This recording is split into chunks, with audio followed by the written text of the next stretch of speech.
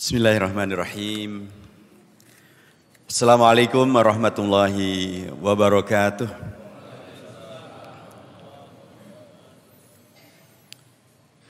Alhamdulillahilladzi khalaqal laila wan nahara khilfatan liman arada yadzakkara aw arada syukura. Alhamdulillahilladzi arsala rasulahu bil huda wa dinil haqqi liyudhhirahu 'alad dini kullihi wa kafaa billahi shahida wa kafaa billahi nasira. Asyhadu an la ilaha illallah wahdahu la syarikalah wa asyhadu anna sayyidana Muhammadan abduhu wa rasuluhu wa safiyyuhu alladzi la nabiyya ba'dah. Syahadatan tub'iduna min jami'i masayidi syaitan wa tuqarribuna ila jami'i ma yurdir rahman. Salatu wassalamu ala khairi khalqillah, ala habibina wa syafi'ina wa qaidina wa qudwatina wa uswatina nabiyina Muhammad. Assalatu wassalamu alaihi wa ala azwajihi ummahatil mu'minin wa ala alihi tayyibin wa ala ashabil mardiyin wa ala man ittaba'ahum bi ihsanin wa ridwanin ila yaumiddin yauma nalqar rahmanal mannan. Amma ba'd. Barang matur dumateng ngarsanipun para jamaah pengajian Ahad Pahing ya mestinipun namung menika pun ajengaken dados Sabtu Legi ya. Legi pon Pahing Kliwon ya. Legi Pahing pon wagi Kliwon katanya. Tadi kesupen ya nyusek wis. Khususipun para kiai, para ulama, para ustadz, pimpinan saking Masjid Jami' Al-Firdaus, Ustadz Kiai Haji Syuaibul Huda hafizahullah, bagi Ustadz Fathur Rahman, bagi Ustadz Zaudi Mustafa, dan Ustadz kita yang kemarin menyampaikan khutbahipun ya, Bapak Dr. Fathul Umam hafizahullah. Jamaah semua dirahmati Allah Subhanahu wa taala. Nyun sewu kula badhe matur mawi basa Indonesia nggih, sepantes mboten betahaken terjemahan. Terus pertama tentu saya harus mohon maaf ngaten nggih Ustaz Syuaibul Huda gara-gara saya kemari jadwal pengajian yang mestinya adalah hari Ahad Pahing dimajukan. Terus pindah kula nyuwun pangapunten karena terjadi takdim buat akhir. Nomor 2 saya harus sampaikan jazakumullah khairan matur nuwun ingkang akatah dumateng takmir lan ugi jamaah sekalian yang berkenan untuk dalam tanda kutip kemudian bersilaturahim pada pagi hari ini, mudah-mudahan menjadi silatul ilmi, kemudian menjadi silatul amali, mengokohkan ukhuwah atawis kita sedayanipun dari ukhuwah Islamiyah, mudah-mudahan menghadirkan ukhuwah amaliyah, ukhuwah yang kemudian membawa kepada pembuktian bahwa sesungguhnya kita semuanya adalah saudara, seiman, seislam, sebangsa, setanah air yang semuanya ditakdirkan untuk ada di sini untuk menghadirkan segala kebaikan yang bisa kita wujudkan.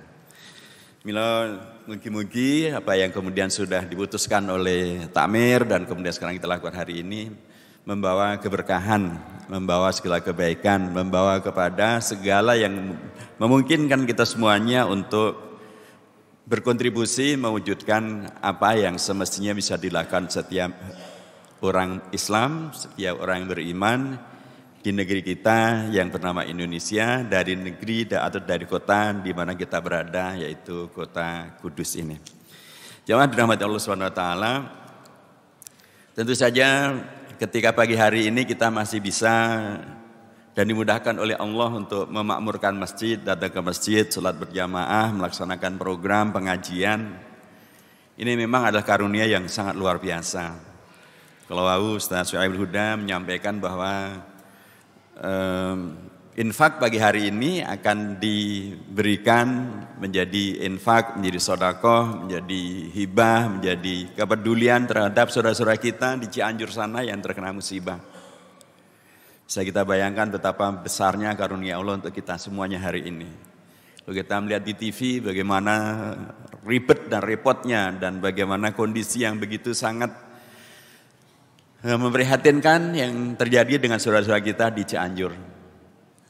alih-alih bisa sholat subuh berjamaah seperti kita yang nyaman, rumah mereka entah bagaimana, masjid mereka entah bagaimana, madrasah mereka juga, pesantren mereka mungkin juga ada ayahnya yang hilang, ada ibunya yang hilang, anaknya yang hilang, belum ketemu. Tapi Allah memberikan kepada kita semua di sini sebuah karunia yang demikian luar biasa yang kita bisa menikmatinya. Karenanya sudah sangat tepat bila arahan dari pimpinan daerah Muhammadiyah untuk kita memberikan tadhamun, memberikan solidaritas selain dengan doa, tapi juga dengan dana yang kita bisa miliki atau yang kita miliki. Alhamdulillah luar biasa Islam yang kemudian kita yakini dan kita anut ini memberikan latar akidah, latar amalia untuk kemudian kita dengan mudah saling membantu dan saling mendukung. Ya, banyak sekali relawan yang sudah berangkat ke sana. Kawan-kawan kami ya sudah pada berangkat dengan bukan hanya berangkat dengan banyak berangkat dengan tenaga saja, juga dengan bondonya, dengan keahliannya, berangkat semuanya untuk membantu saudara-saudara kita di sana. Juga sebaliknya dulu ketika terjadi banjir besar di Semarang maupun juga banjir besar di tempat-tempat yang lain, musibah, terjadilah kondisi itu, kondisi saling tolong menolong dan saling dukung mendukung. Kembali kepada kita ini, karunia Allah yang luar biasa ini memang sangat sewajarnya dan sangat seharusnya bila kita sikapi dengan syukur. Supaya dengan demikian maka karunia Allah yang ada ini tetap dijaga dan bahkan terus bisa meningkat, membanyak. Kaidahnya tetaplah sama, la in syakartum la azidannakum. Kita juga sangat bersyukur bahwa oleh Allah kita diberi panutan agung, uswah hasanah Nabi besar Muhammad sallallahu alaihi wasallam. Seorang tokoh yang mengajarkan kepada kita, pemimpin agung yang luar biasa mengajarkan kepada kita kebaikan, bahkan semenjak kita bangun pagi kita diajarkan dengan sebuah framing, dengan sebuah internalisasi nilai dalam bentuk doa. Alhamdulillahilladzi ahyana ba'dama amatana wa ilaihin nusyur. Sikap hidup pertama yang luar biasa ini yaitu penegasan internalisasi nilai tentang sikap bersyukur yang dilafalkan oleh setiap muslim begitu dia bangun tidur, yang teringat bukan tentang karbonnya ada di mana, yang diajarkan bukan tentang hari ini mau ngapain, yang diajarkan bukan tentang apakah pekerjaan saya hari ini beres atau tidak, tapi diajarkan adalah pertama mengingat kembali tentang hal yang mendasar, yang menjadi akhlak yang mulia, akhlak yang luhur, yang dari situ akan menghadirkan peradaban, yang di situ akan menghadirkan kelanjutan dari segala kebaikan. Alhamdulillahilladzi ahyana ba'dama amatana wa ilaihin nusyur. Jarang pemimpin tingkat dunia apalagi gitu ya, yang ajarannya mengingatkan setiap umatnya agar setiap hari, setiap pagi mengingat tentang karunia yang luar biasa ini, supaya menjadi prinsip kehidupan. Alhamdulillah.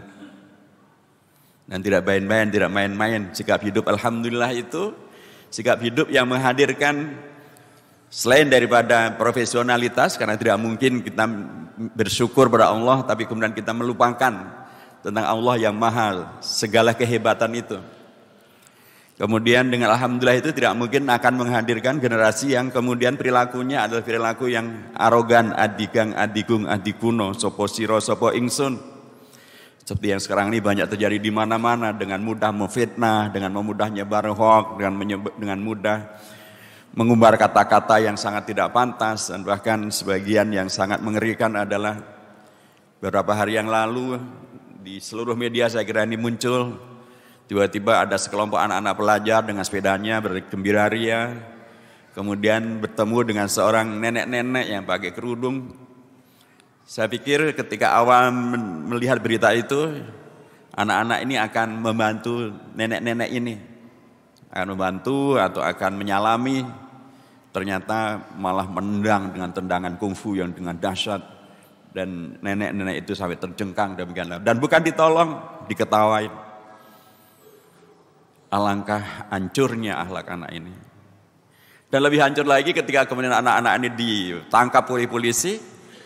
Bukannya menyesal, bukannya minta maaf, bukannya menangis, malah dengan mengatakan itu hanya iseng. Itu pasti anak-anak yang tidak pernah membaca alhamdulillahilladzi ahyana ba'dama amatana wa ilaihin nusyur. Tidak mungkin generasi yang alhamdulillah kemudian perilakunya na'udzubillah semacam itu. Generasi yang alhamdulillah pasti perilakunya adalah perilaku yang sesuai dengan prinsip yang dia baca, yang dia yakini, yang dia internalisasi setiap hari. Akan hadir sikap hidup yang sepenuhnya akhlak yang mulia, sepenuhnya menghormati orang lain, sepenuhnya siap untuk bekerja sama dengan pihak-pihak yang lain. Karena dia tahu bahwa dia hanyalah bagian daripada karya ciptaan Allah Subhanahu wa taala, dan sewajarnya bila kemudian mensyukurinya, berterima kasih dengan memaksimalkan seluruh potensinya untuk kemudian membersamai menjadi hamba-hamba Allah yang baik. Dan luar biasa Rasulullah SAW ini pada pagi hari yang kemudian kita berada bersama ini, selain beliau ajarkan tentang nilai hidup alhamdulillah itu, juga menghadirkan sikap hidup yang penting dan penuh dengan tanggung jawab. Alhamdulillahilladzi ahyana ba'da ma amatana wa ilaihin nusyur. Di situ ada tanggung jawab kehidupan. Bahwa kita ini tidak hanya dihadirkan untuk lahir, setelah itu akikahan, setelah itu khitanan, setelah itu nikahan, setelah itu ya mengundang untuk akikah anak-anak, dan setelah itu kekuburan dan selesai, atau hanya sekedar menjadi buih, gutha isail, jumlahnya banyak tapi bobotnya rendahan, nilainya tidak ada, sehingga mudah untuk kemudian menjadi mainan masyarakat lokal maupun masyarakat internasional, dan kemudian menjadi sesuatu yang dalam tanda kutip tidak membuktikan Islam yang rahmatan lil alamin. Perilaku yang kemudian Rasulullah ajarkan bagi kita semuanya setiap pagi hari adalah perilaku yang menghadirkan kesadaran penuh bahwa kita tidak hanya sekedar ada, lahir, dan mengucap alhamdulillah, tetapi itu semuanya akan dilanjutkan dengan kesadaran penuh bahwa kehidupan kita akan berlanjut dan ada akhirnya, dan akhir itu adalah kembali pada Allah Subhanahu wa taala. Kalau kembali pada Allah, pastilah akan kemudian mempertanggungjawabkan apa yang kita isi dari kehidupan ini. Dan sebagai manusia yang berakal, manusia yang diberi oleh Allah akal, hati nurani, dan bahkan agama, diberikan Al-Quran, diberikan tuntunan Nabi besar Muhammad SAW, tidak mungkin kemudian kita yang posisinya semacam itu kemudian mengabaikan tentang tanggung jawab kehidupan. Karena kita tahu bahwa kita akan mempertanggungjawabkan kehidupan ini. Karena kita tahu kita akan dibangkitkan oleh Allah untuk ditanya apa yang kemudian kita lakukan dengan apa yang telah Allah berikan. Setiap pagi Rasulullah mengajarkan tentang kesadaran kehidupan yang bertanggung jawab ini. Sehingga sudah sangat sewajarnya bila umat Islam dengan generasi Islam itu menghadirkan kontribusi berkeunggulan untuk dirinya, untuk keluarganya, untuk masyarakatnya, untuk profesinya, untuk lingkungannya, untuk negara, dan bahkan untuk peradaban dunia. Dalam kondisi apapun. Hari-hari ini saya kira banyak di antara kita yang kemudian menikmati perhelatan di Qatar, World Cup. Banyak orang underestimate tadinya, apa iya komunitas Islam bisa menyelenggarakan event yang luar biasa ini. Terus kalau menyelenggarakan, apa iya dia berani menghadirkan jati dirinya dan atau kekhasan daripada agama al-Islam, atau bahkan nanti hanya larut saja apapun yang kemudian terjadi di negara-negara manapun penyelenggara daripada Piala Dunia, ya udah ikuti saja dengan mabuk-mabukannya, dengan LGBT-nya, dengan seks bebasnya.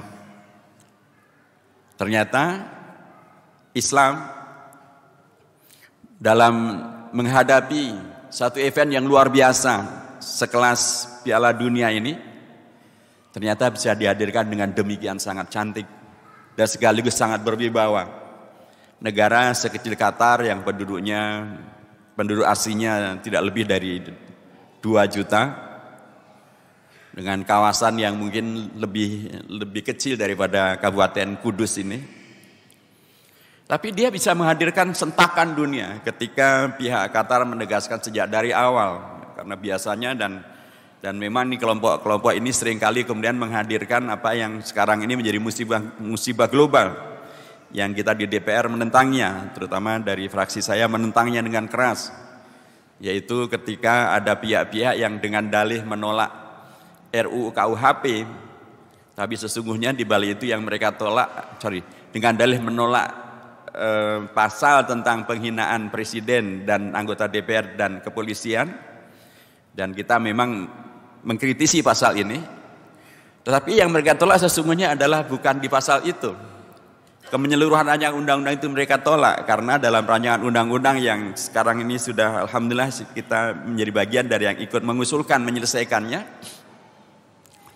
yaitu ada ketentuan tentang mengkriminalkan dan menghukum perilaku LGBT, perilaku seks bebas, perilaku yang kemudian menghadirkan musibah yang sangat luar biasa dimanapun.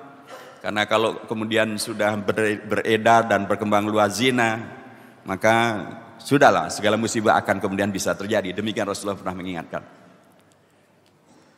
Nah, LGBT yang dibela di mana-mana itu ternyata sejak dari awal oleh pihak penyelenggara di Qatar ditegaskan, kami tidak akan menjual akidah kami hanya untuk perhelatan beberapa minggu saja.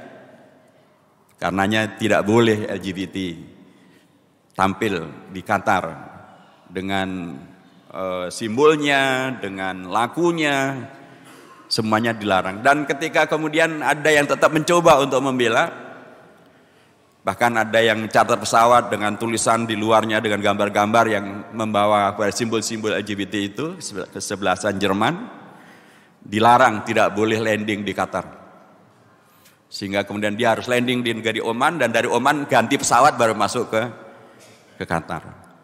Masih saja ngotot, mereka ingin tetap main dengan membuat bandnya yang berlambangkan LGBT. Ditegaskan bahwa siapapun yang tetap ngotot maka dia akan dikenakan sanksi, kena kartu kuning. Akhirnya mereka yang ngotot ini tetap saja ngotot ke lapangan dengan aksi yang menandakan bahwa mereka tidak rela. Tapi akibatnya dia dikalahkan oleh Jepang 2-1. Nah, itulah kalau tidak taat nggak terjadi. Sepak bola kok yang dipikirin malah LGBT-nya. Mestinya kan fokus saja laksanakan apa menjadi ketentuan panitia dan kemudian Anda bisa menjadi yang menang. Saya mengatakan bahwa bukan hanya itu saja. Ternyata Islam tetap juga bisa dihadirkan dalam event yang luar biasa ini dengan menghadirkan sejak dari awalnya penegasan tentang betapa Al-Islam itu menghadirkan sikap hidup yang sepenuhnya membawa kepada kebaikan, kemaslahatan, keunggulan, saling menghormati dalam konteks yang benar. Karenanya ayat yang dibaca adalah surah Al-Hujurat ayat yang ke-13. Ya ayuhan nas inna khalaqnakum min dzakarin wa untha. Bukan min ghairi dzakarin wa untha. Jadi kalau LGBT kan maunya ada jenis ketiga gitu. Hanya min dzakarin wa untha. Wa ja'alnakum syu'uban wa qabaila lita'arafu. Syu'uban wa qabaila lita'arafu dalam konteks dzakarun wa untha, bukan dalam konteks LGBT. Kemudian ditegaskan bahwa inna akramakum indallahi atqakum. Inna akramakum, Anda boleh dari syu'ub yang berbeda-beda, dari zakar maupun unta yang berbeda-beda, tetapi Al-Quran mengajarkan kepada kita semuanya agar kita bisa menghadirkan yang paling utama, yang paling mulia. Kompetisi ini pun bisa menghadirkan yang paling utama dan paling mulia, yaitu siapapun yang lebih takwa kepada Allah Subhanahu wa Ta'ala. Dan hadirlah perhelatan yang sangat menakjubkan. Dan kemudian kita mendengar banyak yang kemudian menyaksikan betapa Islam memang membawa kepada keunggulan, membawa kepada kehebatan, membawa kepada kebaikan dan banyak yang masuk Islam. Saya ingin mengatakan bahwa apa yang Rasulullah ajarkan kepada kita pada setiap pagi hari seperti hari ini sesungguhnya adalah landasan kebudayaan yang sangat berkeunggulan. Termasuk ketika kemudian kita berada di negeri Kudus ini, di kota Kudus ini. Ini satu pembuktian bahwa sejak dari dahulu sesungguhnya para wali, para sunan Sudah mengajarkan kepada kita tentang sikap hidup yang membawa kepada cara pandang yang sangat bernuansa dan berdimensi sangat jangka panjang, menandakan tentang kebudayaan yang berkeunggulan, dan itu menghadirkan sesuatu yang dalam tanda kutip membanggakan, bisa diwariskan, bisa dibanggakan, bisa dinikmati, bisa terus dijaga, seperti kota bernama Kudus ini dengan masjid yang dinamakan Masjid Al-Aqsa. Saya seringkali ditanya oleh para wartawan dari dunia internasional, mereka heran dengan bangsa Indonesia. Kenapa bangsa Indonesia yang jauh dari Palestina, yang bahasa Arabnya pun banyak pada pintar sih bahasa Arabnya, tapi mungkin hanya sebagiannya berhenti pada alhamdulillah, innalillah, Allahu akbar, subhanallah, astagfirullah, katanya. Masya Allah. Tapi kok mikir Palestina, demo membela Palestina, infak dikirim untuk Palestina, ada apa? Saya bilang begini, ada banyak hal yang mungkin bisa dijawab. Pertama, orang Indonesia itu mayoritasnya adalah Ahlus Sunnah wal Jamaah, dan itu adalah pengikut mazhab Imam Syafi'i. Dan Anda kan tahu Imam Syafi'i itu lahirnya di mana? Lahirnya di Gaza. Anda kan tahu Gaza itu ada di mana? Sekarang di Palestina. Gaza diisolasi. Wajar bila umat Islam Indonesia yang Ahlus Sunnah wal Jamaah ini kemudian tidak rela bila tanah kelahiran ulamanya dijajah oleh Israel. Satu. Nomor dua, kita di Indonesia ini agaknya sejak abad-abad awal penyebaran Islam oleh para wali itu sudah diposisikan bahwa Indonesia lah yang akan menjadi semacam yang kita sebut belakangan sebagai sister city, kota bersaudara. Di sana di Yerusalem, di Palestina, di Masjid Al-Aqsa itu kotanya namanya Al-Quds, Kudus, dengan masjid namanya Masjid Al-Aqsa. Sunan Ja'far Shadiq rupanya sudah kemudian memposisikan dari Kudus, dari Jawa, dari Indonesia ini memang akan menghadirkan sebuah toleransi, sebuah solidaritas, sebuah kebersamaan, perasaan senasib sepenanggungan, dan karenanya dibuatlah kota Kudus ini, kota dengan nama Kudus ini, dibangunlah masjid dengan nama Masjid Al-Aqsa. Jadi ya jangan salahkan kami generasi sekarang ini kalau kemudian membela Palestina, membela Masjid Al-Aqsa, karena memang itu adalah bagian daripada konsekuensi peradaban yang sudah diwariskan oleh Sunan Ja'far Shadiq, Sunan Kudus, untuk kemudian kami hidupi secara bersama. Dan memang Bapak dan Ibu yang dirahmati Allah SWT, kalau Bapak Ibu sekalian mencoba untuk mencari tahu ke Mbah Google atau Kiai Google, katanya, klik saja kota Kudus itu adanya di mana saja. Hanya akan ada di dua tempat, yaitu di Palestina tempat Masjid Al-Aqsa, dan di sini di Jawa Tengah tempat Masjid Al-Aqsa juga. Jadi subhanallah, Al-Islam ini dari dulu sampai sekarang ternyata tetap bisa menjawab tantangan zaman, memberikan jawaban secara jangka panjang tentang kebudayaan kemanusiaan, untuk kemudian menghadirkan keunggulan-keunggulan dan peradaban-peradaban yang membawa kepada kebanggaan yang bisa diwariskan. Itulah ketika kita memaknai doa alhamdulillahilladzi ahyana ba'da ma amatana wa ilaihin nusyur. Karena kita akan mempertanggungjawabkan apa yang kita lakukan, apa yang kita kerjakan, apa yang kita kreasikan, apa yang kita solidaritaskan, dan pagi hari ini kita mencoba mengajinya dalam konteks semangat semacam ini. Terakhir, jemaah dirahmati Allah Subhanahu wa taala, peradaban Islam ini kemudian menjadi kokoh dan kuat sesudah Rasulullah hijrah ke Madinah Al-Munawwarah. Pada peristiwa sebelum hijrah, pada fase yang disebut sebagai fase Makkiyah, kita akan melihat betapa kesulitan dan betapa halang rintang yang luar biasa yang dihadapkan, yang dihalangkan kepada Rasulullah Sallallahu Alaihi Wasallam. Sehingga dalam rentang waktu selama pra hijrah itu, Al-Islam berkembangnya dari sisi jumlahnya tidak sangat besar. Kalau ukurannya adalah dengan yang ikut hijrah dengan Rasulullah ke Madinah Al-Munawwarah, maka itu hanya sekitar 170-an sahabat saja. Padahal dakwah sudah berlaku 10 tahunan lebih, bahkan 12-13 tahunan. Tapi mari kita lihat ketika periode pasca hijrah, sesuatu yang kemudian bisa menghadirkan hasil yang luar biasa, karena pada waktu pra-hijrah itu, sekalipun kemudian penyebarannya belum sangat banyak, belum sangat meluas, tetapi ideologi yang ditanamkan memungkinkan terjadinya satu bangunan kemanusiaan, kebudayaan, keberadaban yang kokoh dan kuat.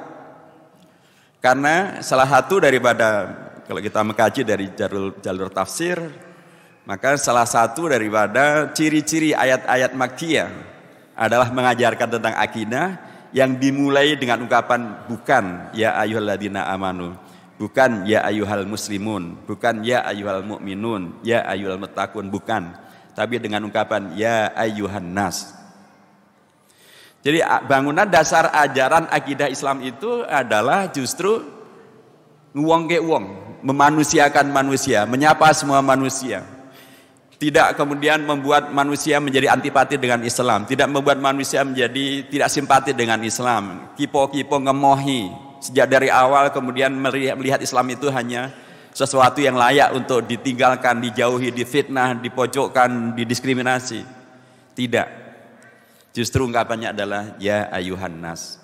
Ungkapan yang sangat berbudaya, sangat berakhlak, yang sangat empatik, sangat memungkinkan untuk menjadi bangunan besar daripada sejarah akidah, sejarah ideologi, sejarah kemanusiaan, sejarah peradaban.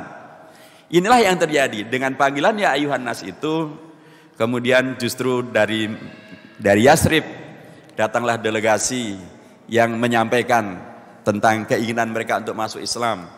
Dan kemudian mereka yang mengundang Rasulullah untuk hijrah ke Madinah, dan terjadilah hijrah itu ke Madinah.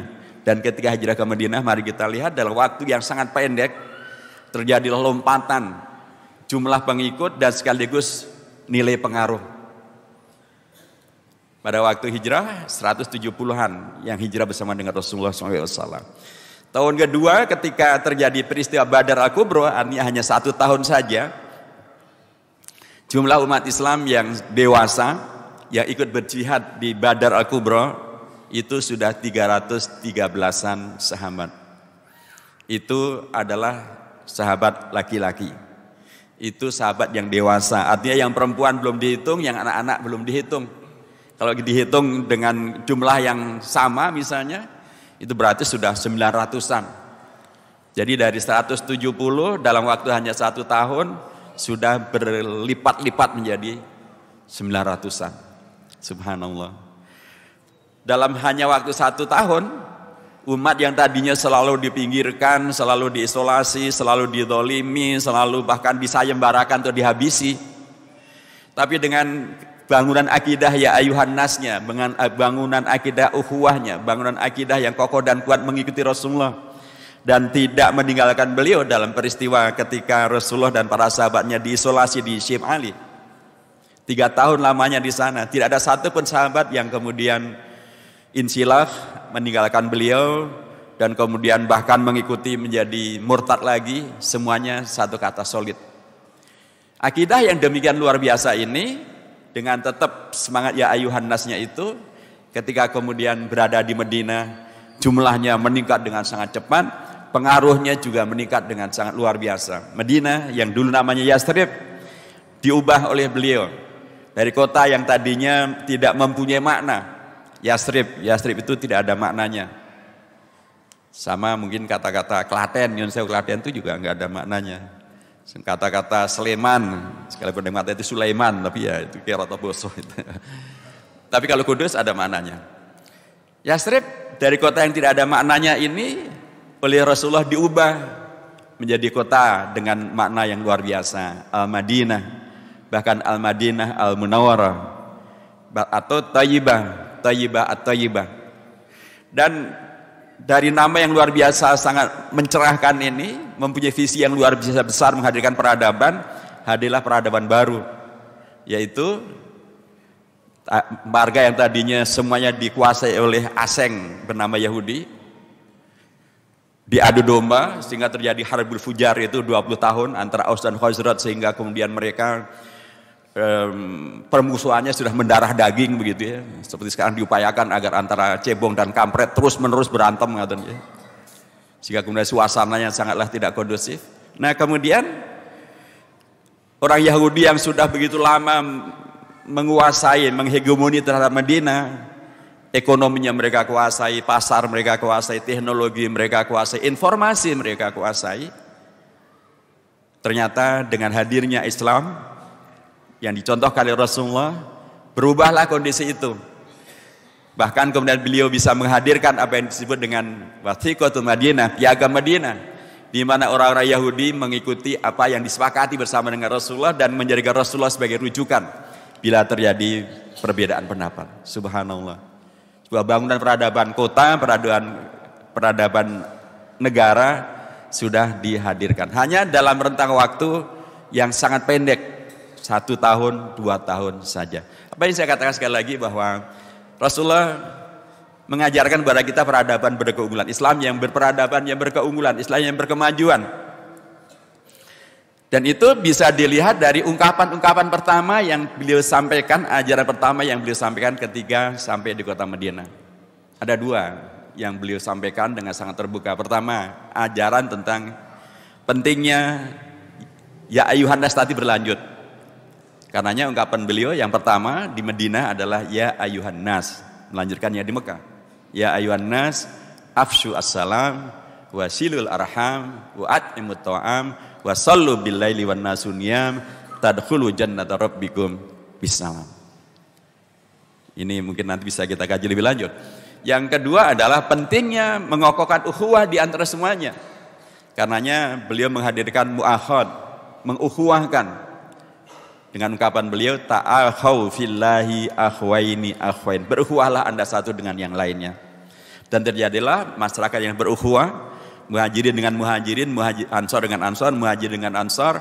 Mereka kemudian bersama Rasulullah, tidak dihilangkan kekhasan masing-masing. Yang muhajirin dengan sebutan kalau Quraisy ya Quraisyinya, kalau Bani Abdiddar dengan Bani Abdiddarinya, yang ansor dengan Ausnya atau Khazrajnya tidak hilang. Bahkan benderanya pun tetap ada, bendera Aus ada, bendera muhajirin ada, bendera ansor ada. Ketika berjihad bersama dengan Rasulullah, kedua-duanya tetap ada. Sebelah kanan muhajirin, sebelah kiri ansor, dan semuanya keragaman yang tidak menghadirkan konflik, tapi keragaman yang justru menghadirkan pewadahan terjadinya ukhuwah. Jangan dirahmati Allah SWT dengan 2 ungkapan tadi, ya ayyuhan nas afsyus salam dan ta'akhaw fillahi akhwain, ini hadirlah peradaban yang berkeunggulan. Manusia-manusia yang kemudian kita semuanya menikmati hasil karya dan hasil kerjanya. Islam menyebar sampai ke Kudus dan kita semuanya berada di Masjid Firdaus, masjid yang demikian luar biasa indah. Ini baru Firdaus dunia saja demikian luar biasa indahnya. Apalagi bila Firdaus yang Rasulullah dahulu ajarkan dalam riwayat Imam Bukhari. Beliau menyampaikan satu ungkapan, idza sa'altumullah al-jannah fas'alu al-firdausa fa innaha a'lal jannah wa awsatal jannah. Bila Anda semuanya meminta surga, berdoa memohon kebaikan yang terbaik yaitu surga Allah Subhanahu wa taala, maka mintanya jangan tanggung-tanggung. Mumpung minta pada Allah, mintalah yang paling baik dan paling hebat, karena Allah adalah zat yang maha baik dan maha hebat. Mintalah surga, bukan surga pinggiran, bukan surga kelas SSS, tapi mintalah surga kelas Al-Firdaus. Karena Firdaus inilah surga yang paling strategis, yang paling tengah, tapi posisinya yang paling tinggi. Mudah-mudahan keberadaan kita di Masjid Al-Firdaus ini menjadi tahapan menuju kepada Firdausnya Allah SWT di surganya nanti. Dan mudah-mudahan apa yang kita lakukan pagi ini diterima oleh Allah SWT sebagai bagian daripada ittiba kita bersunnah Nabi Muhammad SAW, upaya kita untuk melanjutkan apa yang telah beliau wariskan, menghadirkan Islam yang membawa kepada peradaban berkeunggulan, yang berkemajuan, yang rahmatan lil alamin. Aku qouli hadza wastaghfiru lakum. Nyuwun ngapunten bilih wonten atur ingkang kirang mranani dan biasanipun menawi wonten ing Solo dipun tutup mari parian ketap kupat tutuhipun santen wonten lepat nyuwun pangapunten. Assalamualaikum warahmatullahi wabarakatuh.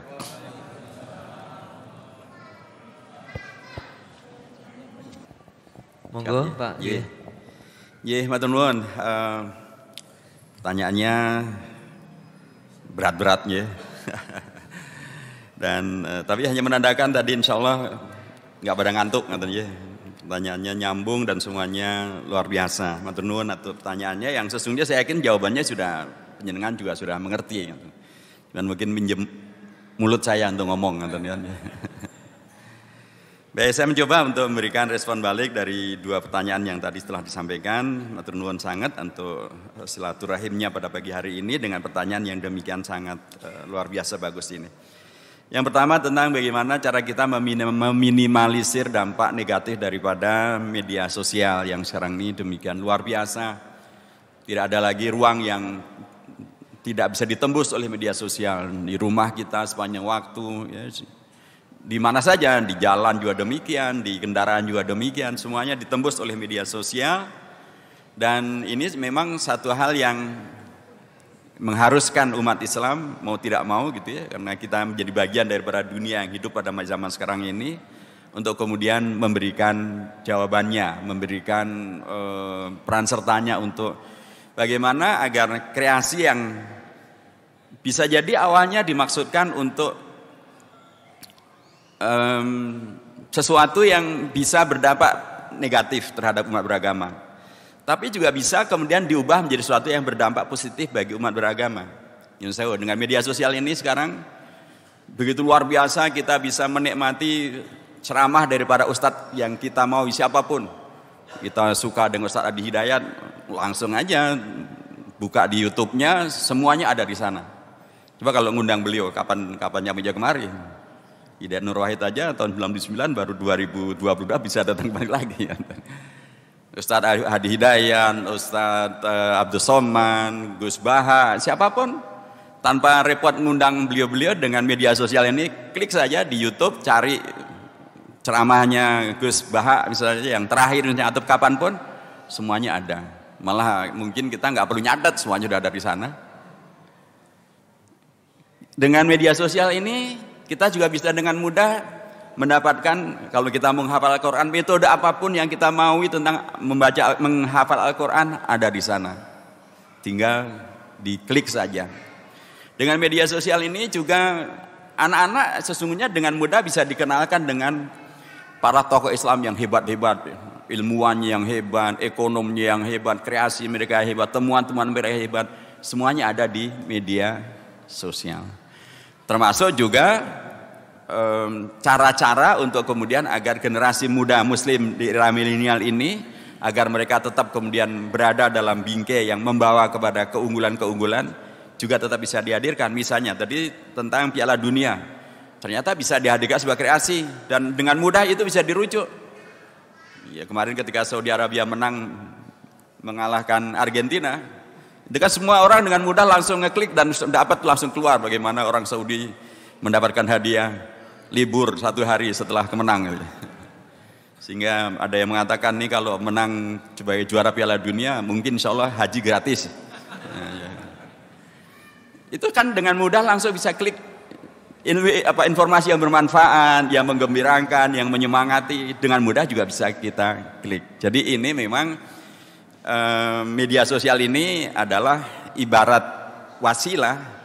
Dia bisa membawa kepada wasilah yang menuju kepada muharramah, tapi juga bisa kita isi menjadi wasilah menuju kepada segala yang membela kepada kebenaran, al-Islam, dakwah Islam, dan bahkan Qatar menjadikan ini sebagai salah satu pembuktian bahwa umat Islam juga bisa menjadi umat yang hebat. Jadi menurut saya apa yang perlu dilakukan, pertama, penting di keluarga kita ini hidup dengan komunikasinya, dengan kasih sayangnya.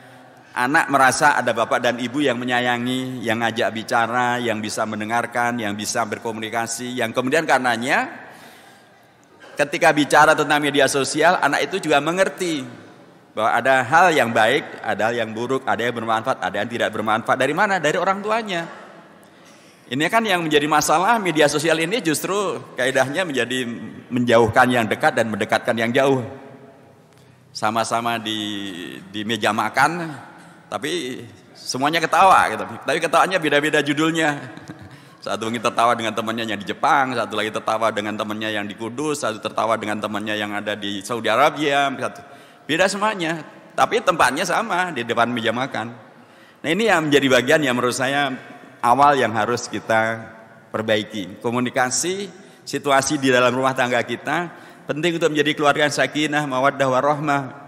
Betul-betul sehingga anak-anak tahu persis bahwa ada kasih sayang dalam rumah tangga. Jadi mereka tidak perlu mencari hal yang penuh dengan spekulasi. Ada ayah dan ibu yang menyayangi dan karenanya mereka tidak perlu mencari pertemanan melalui Facebook yang nanti bisa menghadirkan kekacauan. Jadi menurut saya meminimalisirnya adalah hidupkan kembali keluarga kita. Sehingga anak-anak itu bisa diajak bicara, bisa diarahkan, bisa diberi alternatif, tapi memang problemnya seringkali orang tua ini sekarang generasinya generasi yang beda. Kita semuanya ini seringnya disebut sebagai generasi kolonial yang nggak nyambung dengan gadget, nggak nyambung dengan media sosial, dengan segala pernik-perniknya. Oke lah, tetapi saya yakin kalau suasana batin yang muncul itu adalah kasih sayang antara bapak, ibu, dan anak-anak, dan bapak dan ibu, saya berkeyakinan anak-anak itu tetap akan menghormati orang tuanya, dan dengan cara itu akan mendengar dari orang tuanya. Kita tidak mungkin bicara detail, tapi kita akan tetap bisa mengarahkan.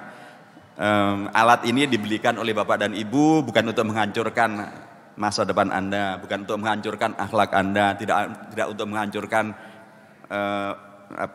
IQ Anda atau rasionalitas Anda. Tapi alat ini diberikan, HP ini dibelikan oleh ayah dan ibu untuk membuat Anda semakin pintar, semakin hebat, wawasan luas, mempunyai rujukan yang jelas. Nah ini yang pertama, menurut saya sangat dipentingkan bagaimana keluarga itu hidup kembali. Supaya dengan cara itu terjadilah dialog, komunikasi supaya kemudian masalah ini bisa diatasi. Saya kira kalau ini bisa kita lakukan, itu akan menjadi satu hal yang sangat luar biasa. Yang nomor dua, anak-anak ini sekarang seringkali kemudian komunitasnya adalah dengan komunitas sesama kawan-kawannya. Anak-anak generasi Z, generasi Y, generasi Alpha, itulah mereka berteman dengan sama mereka. Karena penting betul agar kita sebagai orang tua yang tadi menghidupkan keluarga itu mengarahkan dan mengingatkan anak-anak agar mereka mempunyai teman-teman yang baik juga. Dan banyak anak-anak yang masih ingin jadi baik itu banyak.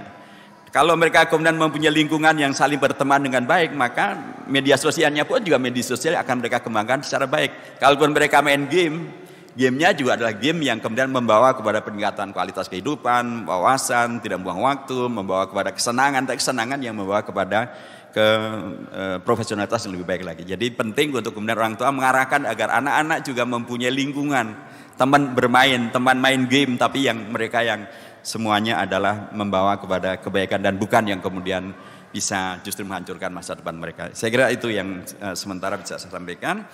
Yang kemudian terkait dengan moderasi beragama dan toleransi di zaman now. Saya kira memang ini ada kebablasan, termasuk dalam hal memahami apa yang dimaui oleh, saya kebetulan membaca gitu ya, modul-modul tentang moderasi beragama ini. Sepertinya di tingkat praktek terjadi pembajakan terhadap istilah moderasi beragama yang tidak pernah dimaksudkan untuk menghadirkan toleransi yang kebablasan itu. Bahkan di sana tegas disebutkan bukan moderasi beragama. Misalnya seseorang yang karena tidak enak disebut tidak toleran, maka dia pergi ke gereja dan beribadah di sana. Itu bukan moderasi beragama. Bukan moderasi beragama. Orang yang kemudian menyebut bahwa semua agama benar. Bukan moderasi beragama. Jadi memang sepertinya ada dua agenda yang berjalan. Agenda yang memang moderasi beragama dalam artian wasatiyah, sebagaimana diajarkan Al-Quran, sebagaimana dicontohkan oleh Rasulullah, sebagaimana kemudian muncul dalam terminologi Ahlus Sunnah wal Jamaah. Ahlus Sunnah wal Jamaah itu adalah wasatiyah, karena dia bukan Syiah, dia juga bukan Khawarij, dia juga bukan Mu'tazilah, dia Ahlus Sunnah wal Jamaah, dia ada di tengah. Tapi ada pihak yang kemudian ingin mendompleng kebijakan ini untuk mensosialisasikan dan menjual liberalisasinya. Nah, ini yang bagian dari saya pernah diundang dalam satu program tentang sosialisasi moderasi beragama dan saya diberi bahannya. Saya bilang kalau yang begini berarti yang terjadi adalah pendomplengan dan pembajakan. Ini yang harus kita koreksi. Nanti insya Allah saya akan ada dalam satu forum dengan Kementerian Agama maupun juga dengan pihak-pihak yang berkepentingan dengan hal ini. Ini akan saya sampaikan lagi. Termasuk saya bilang, kenapa yang kemudian hanya disasar moderasi beragama adalah hanya kepada mereka yang melaksanakan ajaran agama Islam. Padahal sekarang ini yang terjadi justru ekstremisme beragama, radikalisme beragama dalam bentuk tidak beragama. Jadi ngakunya beragama tapi tidak sholat, ngakunya beragama tapi ngajak untuk melakukan tindakan-tindakan yang mulhid, yang mungkar, yang mencibir agama, yang menjelek-jelekan ulama, yang tidak menghormati kitab suci, yang mencoret-coret masjid. Ini kan radikalisme, ini kan intoleran, ini kan ekstremisme. Kok nggak pernah dimasukkan dalam modul yang sebagai moderasi beragama? Harusnya melawan radikalisme itu bukan hanya radikalisme dalam konteks ketika kemudian disebut melaksanakan, tapi juga radikalisme meninggalkan. Itu juga harus dikoreksi supaya kita kembali kepada moderasi, berada di tengah. Kita tidak melakukan sesuatu yang tidak dibenarkan karena hulu, karena berlebihan, tapi kita juga tidak meninggalkan sesuatu yang justru diperintahkan dengan alasan moderasi beragama. Jadi ini memang bagian yang menurut saya perang wacana yang belum selesai. Karenanya saya apresiasi Muhammadiyah gitu yang dengan tegas menolak deradikalisasi agama dan atau kemudian tentang moderasi yang kemudian justru kebablasan semacam ini. Saya kira Muhammadiyah dengan manhajnya, dengan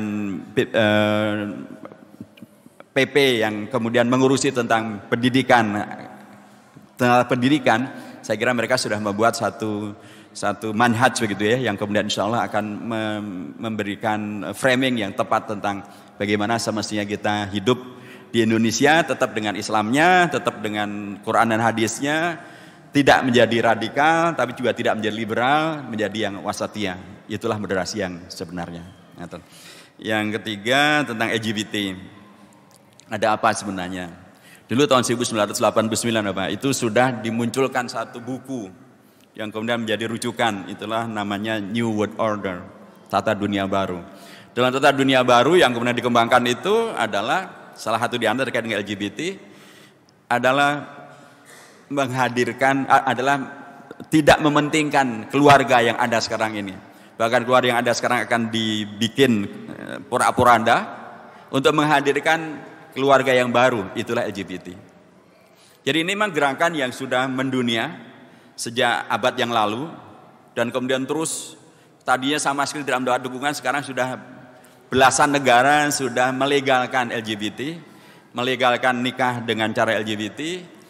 Tetapi juga sesungguhnya perlawanan juga tetap juga terjadi, di mana-mana juga tetap terjadi. Inilah salah satu bentuk di mana perang kebudayaan masih terus berlaku.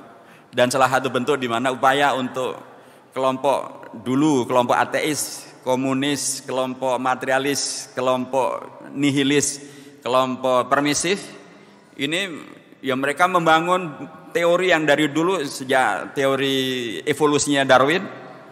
Ini kan sesungguhnya satu arah. Yang intinya adalah mengingkari tentang adanya kreator, Allah, pencipta, bahwa kita ini adalah diciptakan. Mereka mengatakan manusia adalah yang mencipta, bukan yang dicipta. Dan karenanya seluruh ajaran agama yang menghadirkan pemahaman bahwa manusia itu ada ciptaan itu harus dibuat tidak diyakini, harus dibuat diragukan, harus dibuat bisa ditolak. Muncullah sekian banyak teori-teori, termasuk dari Darwin dan kemudian Adam Smith dan kemudian yang operasional sekarang ini adalah tadi tentang LGBT. So, kalau ini kemudian diberlakukan, maka seluruh bangunan agama ya akan dihancurkan. Karena seperti yang tadi Antum sampaikan, seluruh agama menolak LGBT. Tapi sekarang ini program ini bukan hanya kemudian disosialisasikan, tapi bahkan dompleng kepada beragam program-program PBB. Seringkali program-program dari PBB itu kemudian bila akan diadopsi atau dipakai atau agar negara memberikan bantuan dari negara-negara yang terkait dengan PBB seringkali harus menerima syarat. Di antaranya adalah tentang emansipasi perempuan, masalah kesetaraan gender, dan masalah LGBT. Jadi ini sudah menjadi gerakan internasional juga. Nah, menurut saya hal yang semacam ini ya bagian daripada tantangan kebudayaan, tantangan peradaban, dan tantangan keumatan, tantangan keagamaan. Jadi karenanya solusi yang bisa dilakukan menurut saya ya pertama, umat Islam penting betul untuk memahami lebih mendasar, lebih meluas tentang agamanya, kemudian membuktikan pada publik bahwa beragama Islam adalah semuanya adalah kebaikan, kebenaran, keunggulan, karena tidak memerlukan alternatif yang bernama LGBT itu. Nomor 3, terus mengedepankan kolaborasi dengan seluruh pihak yang menolak LGBT ini karena cinta kepada bangsa, cinta kepada negara, cinta kepada kemanusiaan, cinta kepada agama, dan ini masih sangat dominan. Supaya dengan demikian maka arus besar yang terbangun adalah bukan arus besar yang seolah-olah permisif, terserah mau LGBT maupun tidak, toleransi dengan mengirakan bahwa mereka pun juga adalah ciptaan Allah hanya dzakarun wa unsa, bukan LGBT. Dan LGBT itu ada penyimpangan terhadap kreasi daripada Allah Subhanahu wa taala. Jadi saya kira demikian, dan dengan prinsip dasar bahwa Islam yang rahmatul alamin, maka gerakan ini juga hendaknya menjadi gerakan yang internasional. Sama juga LGBT kemudian menjadi gerakan yang transnasionalis begitu. Maka wajar bila kemudian gerakan koreksi terhadap penyimpangan peradaban dan kemanusiaan ini juga harus berlaku secara global. Yang terakhir, jazakumullah khairan tentang Kemdikbud dan kebijakan untuk menghapus agama dan menghilangkan assalamualaikum dan lain sebagainya. Terus memang ini banyak PR terkait dengan kementerian ini pada periode sekarang. Dan kita di DPR mencoba untuk terus mengkoreksi dengan lebih fokus lagi. Itu sehingga dimulai dengan apa yang disebut dengan peta jalan pendidikan nasional tahun 2020 hingga 2035. Pak. Di sana kata-kata agama hilang. Kita kritik dengan keras dan kemudian kita sampaikan juga dengan kawan-kawan kita di Muhammadiyah, di NU, di MUI. Sehingga kita satu kata dari DPR dan luar DPR, akhirnya ini dicabut. Jadi enggak jadi, karena ya kita tegaskan bahwa ini nyun sewu Pak Mas Menteri kita ini belajarnya lebih banyak di luar. Jadi penghayatan terhadap konstitusi kita belum mendalam. Padahal dalam Undang-Undang Dasar itu sudah amat sangat tegas. Ada budaya, tetapi lebih banyak penyebutan tentang agama. Dan bahkan dalam tujuan pendidikan nasional bukan masalah merdeka tidak merdeka, kita sudah merdeka sekarang.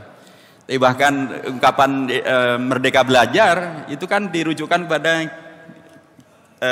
Ki Hajar Dewantara. Tapi Ki Hajar Dewantara ungkapan utamanya bukan tentang merdeka belajar, tentang ingarso mangun karya, ingarso sung tulodo, ing madya mangun karso, tuturi handayani. Ini yang menjadi pilar kokoh dalam pendidikan. Bagaimana kemudian hadirnya keteladanan, bagaimana hadirnya kebersamaan, bagaimana hadirnya kepedulian. Tapi yang diambil hanya merdeka belajarnya.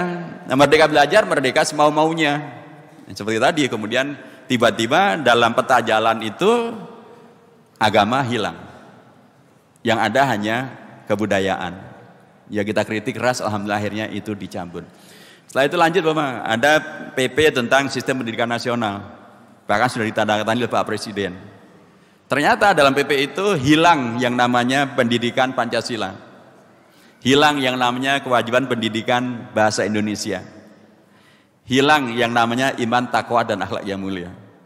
Heboh kan, kita kritik keras, kemudian jadi heboh, akhirnya Pak Presiden mencabut. Tapi kan mesake yang katanya masuk.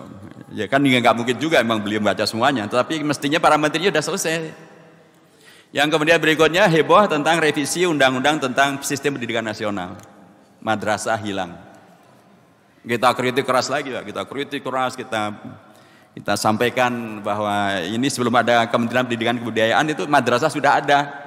Lah kok malah madrasah dihilangkan oleh kementerian.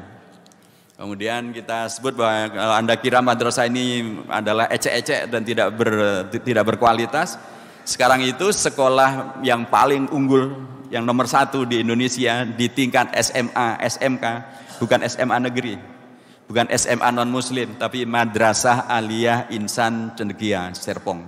Itu dulu warisannya Pak Habibie. Itu nomor 1 se-Indonesia, mengalahkan semuanya. Jadi jangan underestimate dengan madrasah kok dihilangkan. Akhirnya mereka bilang sudah dimasukkan. Setelah kita cek dimasukkannya di mana, ternyata masuknya di penjelasan. Nah, masuk penjelasan mah itu sama aja konfirmasi dihilangkan. Soalnya kalau di penjelasan itu tidak mempunyai kekuatan hukum apapun. Kita kritik lagi, akhirnya dimasukkan. Sudah masuk lagi. Tapi setelah kita baca lagi, ada masalah lagi tentang pesantren.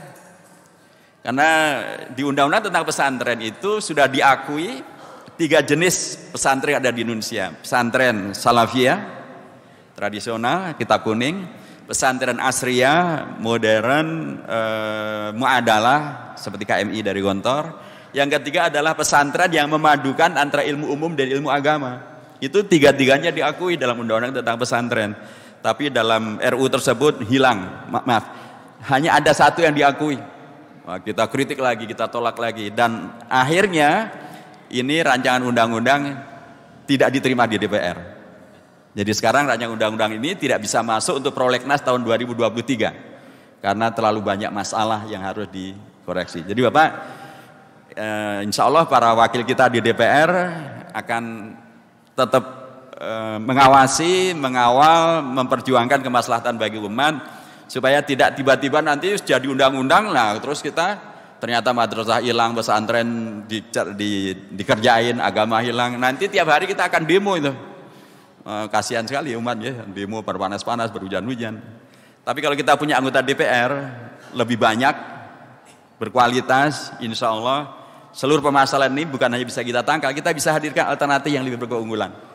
Dan ini yang menjadi komitmen kami semuanya di DPR atau kawan-kawan kami semuanya di DPR. Kantos ngaten ya. Matur nuwun, jazakumullah khairan kasiran, indah malih. Kupat tudih pun santen, bo menawi wonten lepat kawula saestu nyuwun pangapunten. Assalamualaikum warahmatullahi wabarakatuh.